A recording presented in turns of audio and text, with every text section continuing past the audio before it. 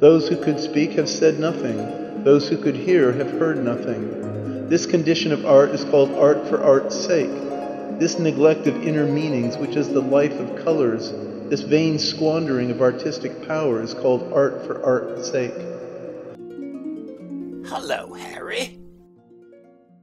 Hello, Dick. What are you doing in London? Thought I'd drop in and see how you were getting on. Splendid. How's everybody? All going strong. But what are you doing? Writing. Writing? I didn't know you wrote. Yes, I've taken to it rather. I say, writing's no good. What do you write? Poetry? Poetry? Good Lord. Yes, that sort of thing, you know. Good Lord, do you make any money by it? No, hardly any. I say, why don't you chuck it? Oh, I don't know. Some people seem to like my stuff. I'd chuck it if there's no money in it. Ah, but then it's hardly in your line, is it? You'd hardly approve of poetry if there was money in it.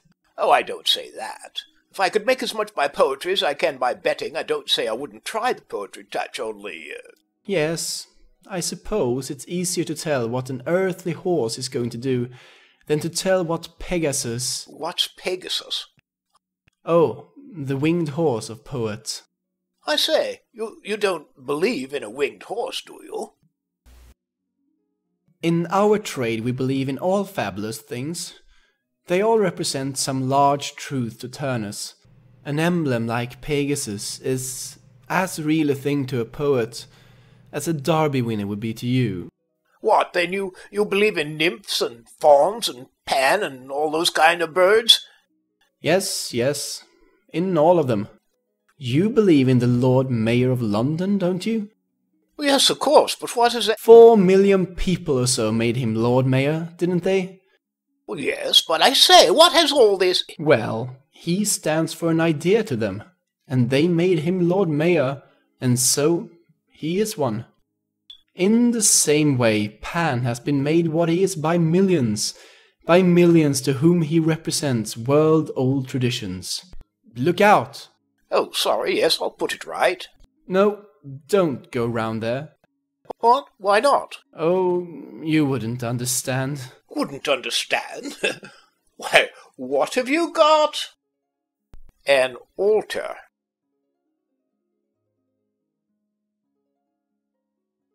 I say, you always were an untidy devil. Well, what do you make of it? It reminds me of your room at Eton. My room at Eton? Yes, you always had papers all over the floor. And what are these? All these are poems. And this is my altar to fame. To fame? The same that Homer knew. Good Lord. Keats never saw her. Shelley died too young. She came late at the best of times. Now, scarcely ever. But my dear fellow, you don't mean that you think there really is such a person? I offer all my songs to her. We poets personify abstract things. And not poets only, but sculptors and painters too. All the great things of the world are those abstract things. But what I mean is that they're not really there, like you or me. To us, these things are more real than men. They outlive generations, they watch the passing of kingdoms. We go by them like dust. They are still here, unmoved, unsmiling. But you can't think that you could see fame. You don't expect to see it. Not to me. Never to me. She will never appear to me. I say, what have you been doing all day? Oh, only writing a sonnet. About how long is it? About 14 lines. Tell you what, you've been overworking yourself. I know. You take a rest. Well, perhaps I will. I'd come with you to that musical comedy you're going to see. Only I'm a bit tired after writing this. It's a tedious job. I'll come another night. How do you know I'm going to see a musical comedy? Well, where would you go? Hamlet's on at the Lord Chamberlain's. You're not going there. Do I look like it? No. Well, you're quite right. I'm going to see The Girl from Bedlam. So long. I must push off now. It's getting late. You take a rest. Don't add another line to that sonnet.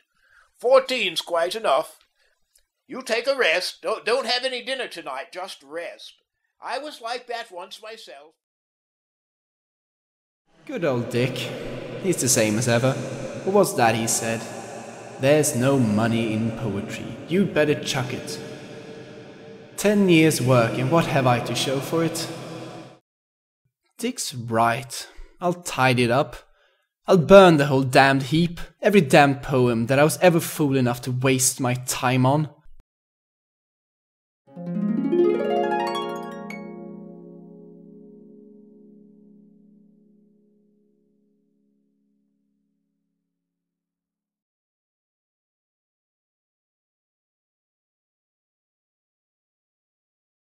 So, you have come. Divine, fair lady, you have come. This is my sonnet. Is it well done? You're a bit of all right. What? Some poet.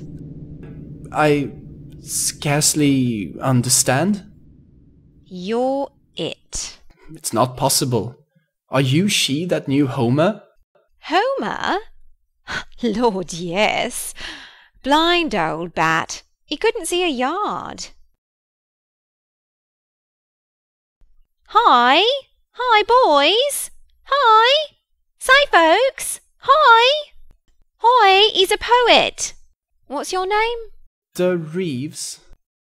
His name's De Reeves. Harry De Reeves. His pals call him Harry. Hooray! Hooray! Hooray! Say, what's your favourite colour? I don't quite understand. Well, which do you like best? Green or blue? Oh, blue? Blue. No, I think green.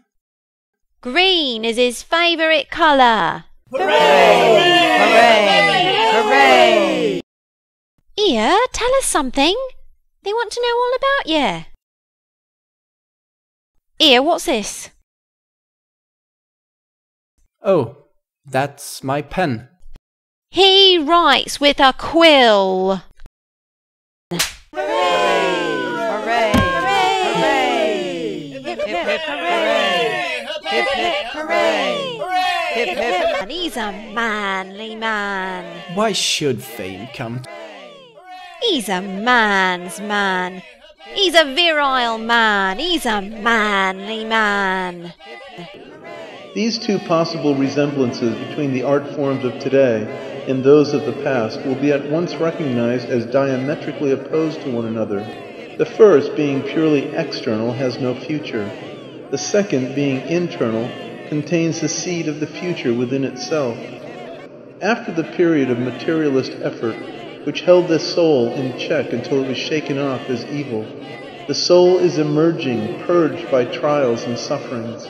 Shapeless emotions such as fear, joy, grief, etc., which belong to this time of effort, will no longer greatly attract the artist. He will endeavor to awake subtler emotions as yet unnamed. Living himself a complicated and comparatively subtle life, his work will give to those observers capable of feeling them lofty emotions beyond the reach of words.